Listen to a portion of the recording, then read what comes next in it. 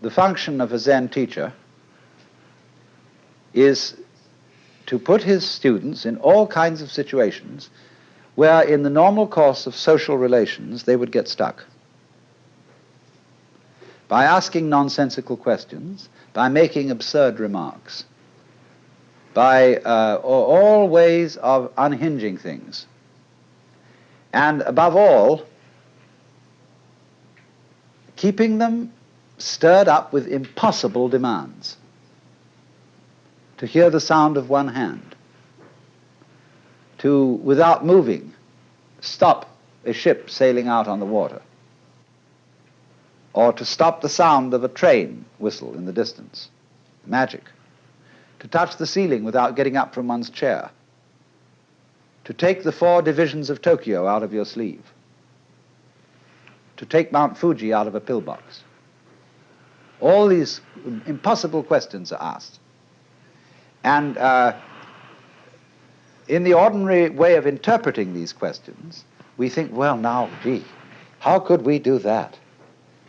See, that's a very difficult question that's been asked. And you have to think, what would I do to do that? Because we are caught up in a certain way of discourse, which the language game that we play and the social games, the production games and the survival games that we play are good games. But we take them so seriously that we think that that is the only important thing. And this is to unstick us from that notion and realize that it would be just as good a game to drop dead now as to go on living. Is a lightning flash bad because it lives for a second as compared with the sun that goes on for billions of years?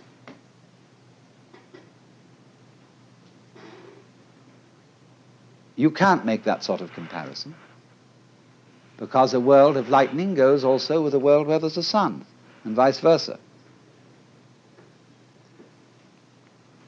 So long-lived creatures and short-lived creatures go together. That's the meaning of that saying. Flowering branches grow naturally, some short, some long.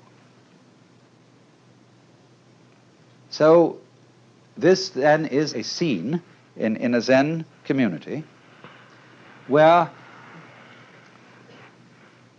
spontaneous behavior is encouraged within certain limits. And as the student becomes more and more used to it, those limits are expanded until eventually he can be trusted to go out on the street and behave like a true Zen character and get by perfectly well. You know what occasionally happens on the street when 2 people are walking down the sidewalk straight at each other, and they both decide to move to the right together, and then to the left together, and they somehow get stuck, and they can't pass each other. Zen teachers will pull just exactly that sort of stunt when going down a path and meet one of their students, to see if they can get him in a tangle, and can he escape from it.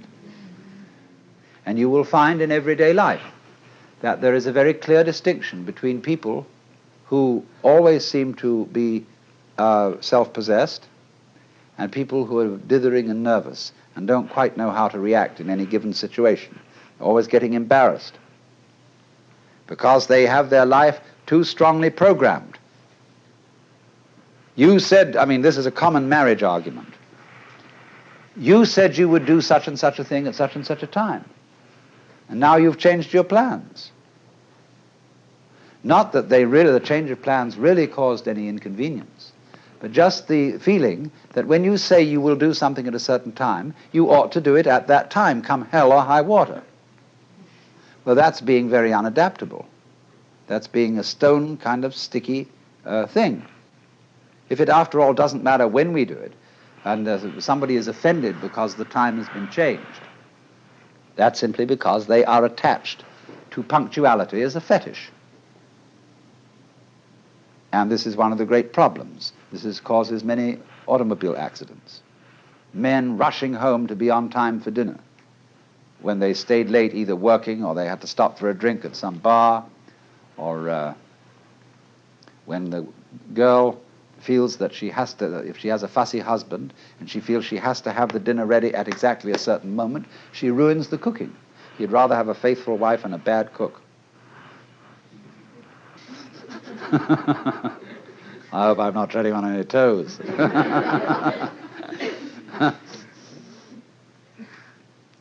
So, you see, we spend an awful lot of energy trying to make our lives fit images of what life is or should be, which they could never possibly fit. So, Zen practice is in getting rid of these images. But it's so explosive socially to do that, and it so worries people. They get vertigo, they get dizzy, they don't know which end is up. And this happens, you know, if you've ever been in one of those blab sessions, where they call them tea groups, I think, or something like that, where the people gather together without any clear idea of what this gathering's about. They know it's somehow self-exploration, but just how do you begin on that? And so somebody starts to push his idea, and then somebody else says, well, why are you trying to push your idea on us? And then they all get into an argument about the argument. And the most amazing confusions come about, but sometimes they all see what idiots they're being, and then they learn to live together in a really open and spontaneous way. There was a very interesting dinner party once where a Zen master was present, and there was a geisha girl who served so beautifully and had such style that he suspected she must have some Zen training. And after a while, when she paused to fill his sake cup, he bowed to her and said, I'd like to give you a present. And she said, I would be most honored. And he took the iron chopsticks that are used for the hibachi, the charcoal brazier, moving the charcoal around. He picked up a piece of red-hot charcoal and gave it to her. Well, she had very long sleeves on her kimono. She whirled the sleeves round her hands and took the hot charcoal, withdrew to the kitchen, dumped it, and changed her kimono because it was burnt through. Then she came back into the room, and after a suitable interval, she stopped before the Zen master and bowed to him and said, I would like to give you, sir, a present. And he said, I would be very much honored. And of course, he was wearing a kimono, something like this. And so she picked up a piece of coal and offered it to him. He immediately produced a cigarette and said, thank you, that's just what I needed.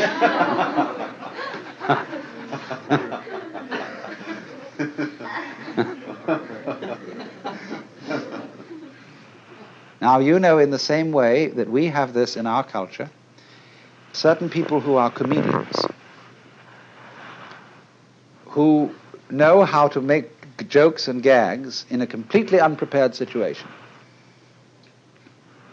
face them with anything, and they somehow come through.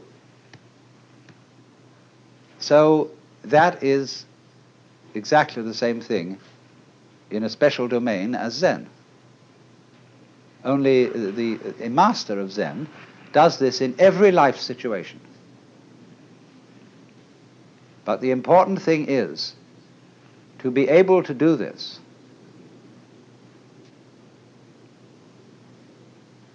This is the secret. You must remember, you can't make a mistake. Now, that's a very difficult thing to do, because from childhood up, we have had to conform to a certain social game. And if you're going to conform to this game, you can make mistakes or not make mistakes. And so this thing has gone into us all the time. You must do the right thing. There's certain conduct appropriate here, there's certain conduct appropriate there. And that sticks in us and gives us a double self all our lives long, because we never grow up. Do you realize that the whole of life plays a game? which is a childhood game. There are three kinds of people: top people, middle people, and bottom people. And there can't be any middle people unless there are bottom people and top people. There can't be any top people unless there are middle and bottom people. And so it goes. And everybody's trying to be in a top set. Well, if they're going to be there, there's got to be someone in a bottom set. And the people who do the right thing and the people who do the wrong thing. Here in Sausalito, we have this very, very plainly. There are the right people, the nice people who live up on the hill. Then there are the nasty people who live down here on the waterfront, and they grow beards, and they wear blue jeans, and they smoke marijuana, and whereas the other people on the top of the hill drive Cadillacs and have wall-to-wall carpeting and nicely mowed lawns, and their particular kind of poison is alcohol. Now, the people who live on the top of the hill know that they're nice people. But they wouldn't know they were nice people unless they had some nasty people to compare themselves with. Every in-group requires an out-group, whereas the nasty people think they are the real far-out people, whereas those people, those hillbillies, are squares. And they wouldn't be able to feel far out unless there were squares. See? These things simply go together. But when that is not seen, we play the games of getting on top of things all the time, and so we're in a constant state of competition as to, if it's not I'm stronger than you, it's I'm wiser than you, I'm more loving than you, I'm more tolerant than you, I'm more sophisticated than you. It doesn't matter what it is, but this constant competition is going on. In terms of that competition, we can, of course, lose place and in that sense make mistakes. But what a Zen student is a person who is not involved in the status game. That's the real meaning of a monk. He is not keeping up with the Joneses, and to be a master, he must get to the point where he's not trying to be a master. The whole idea of your being better than anybody else simply doesn't make any sense at all. It is totally meaningless. Because you see everybody manifesting the marvel of the universe in the same way as the stars do, and the water and the winds and the animals. And you see them all as being in their right places and not being able really to make mistakes, although they may think they're making mistakes or not making mistakes, and playing all these competitive games. But that's their game. Now, I only say, if that game begins to bore you, and it begins to trouble you and give you ulcers and all kinds of things, then you raise the problem of getting out of it. And therefore you start to become interested in things like Zen. That is simply a symptom of your growing in a certain direction,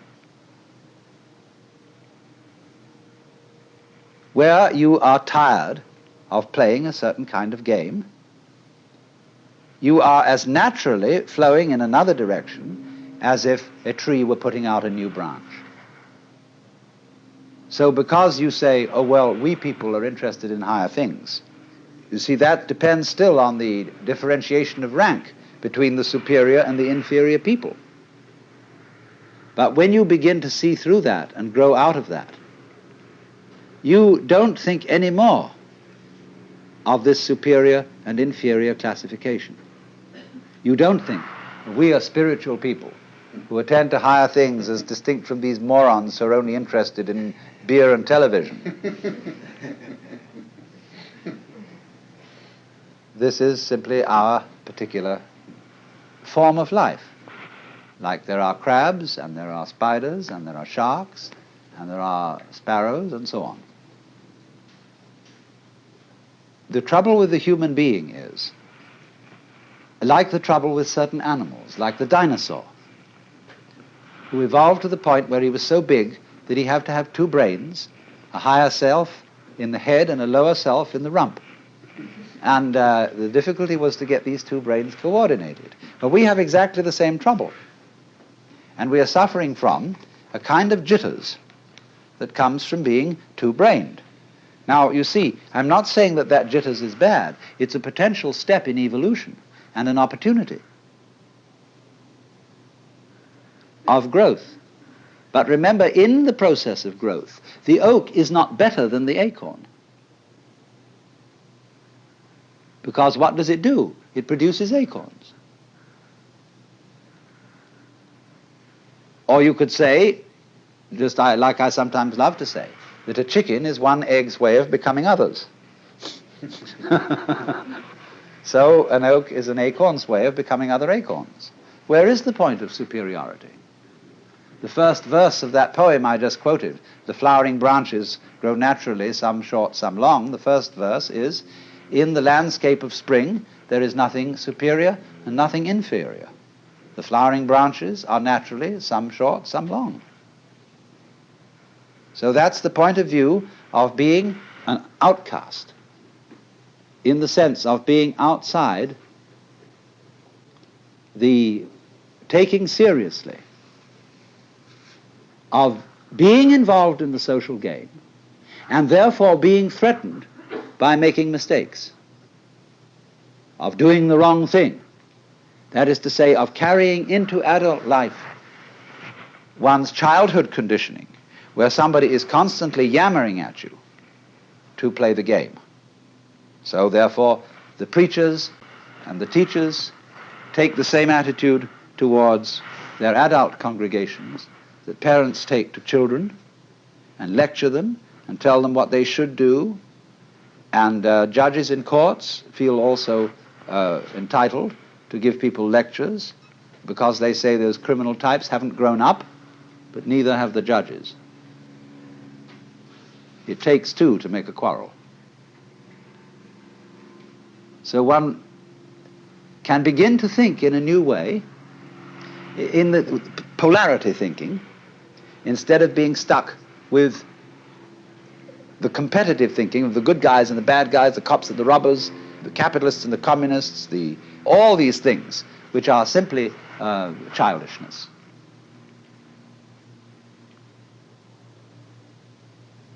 Now, of course, you recognize that the moment I say that, it's like talking in English in order to show that the English language has limitations. And I am talking in a language that seems competitive to show that the competitive game has limitations. As if I were saying to all you cats here, look, I have something to tell you that is, and if you get this, you'll be in a better position than you were before you heard it. But I cannot speak to this group or this society or this language-speaking culture without using the language, the gestures, the customs, etc., that you have. The Zen masters try to get around this by doing things suddenly that people just don't get. Well, what is this? Therefore, that is the reason why, this is the real reason why, Zen cannot be explained. You have to make, as it were, a jump from the valuation game of better people and worse people, in groups and out groups. And you can only make it by seeing that they all are mutually interdependent. So if we take this situation, let's say I would be talking to you and saying, look, I have some very special thing that you've got to take notice of. Therefore, I am the in-group, and I am the teacher, and you are the out-group. I know perfectly well that I cannot be the teacher unless you come here. And so that my status and my position is totally dependent on you. It isn't something you see, therefore I have first, and then you get. These things arise mutually. So if you wouldn't come, I wouldn't talk. I wouldn't know what to say even. Because I've borrowed your language. So that is the insight that things go together. Then, when you see that and aren't in competition, then you don't make a mistake, because you don't dither. When I first learned the piano and played these wretched scales, the teacher beside me had a pencil in her hand, and she hit my fingers every time I made a wrong note. Consequent was I never learned to read music, because I hesitated too long to play the note on time. Because I was always, is this pencil going to land? See? And that gets built into your psyche. And so people are always, although they're adults and nobody is clubbing them around and screaming at them any longer, they hear the echoes of that screaming mama or that bombinating papa in the back of their heads all their life long. And so they adopt the same attitudes to their own children, and the fast continues. Because there is no, I don't say that you shouldn't lay down the law to children if you want them to play the social game.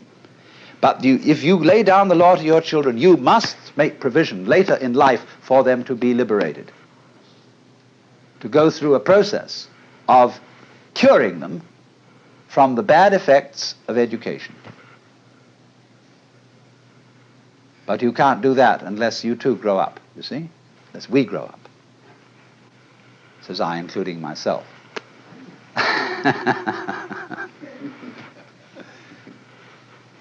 So that is the thing. Now, therefore, in the Zen scene, you would think that the master, as we know him and as we read about him, is an extremely authoritarian figure. That's the way he deliberately comes on at the beginning. He puts up a terrific show of being an awful dragon. And this screens out all sorts of people who don't have somehow the nerve to get into the work. But once you are in, a very strange change takes place. The master becomes the brother. He becomes the affectionate helper of all those students, and they love him as they would a brother, rather than respect him as they would a father. And therefore the students and masters, they make jokes about each other. They have a very curious kind of social relationship, which has all the outward trappings of the authoritarian, but everybody knows on the inside that that's a joke. Liberated people have to be very cool. Otherwise, in a society which doesn't believe in equality and cannot possibly practice it, they would be considered extremely subversive. And therefore great Zen masters wear purple and gold and carry scepters and sit in thrones. And all this is carried on to cool it. And the outside world knows that they're all right. They have discipline, they have order, they're perfectly fine.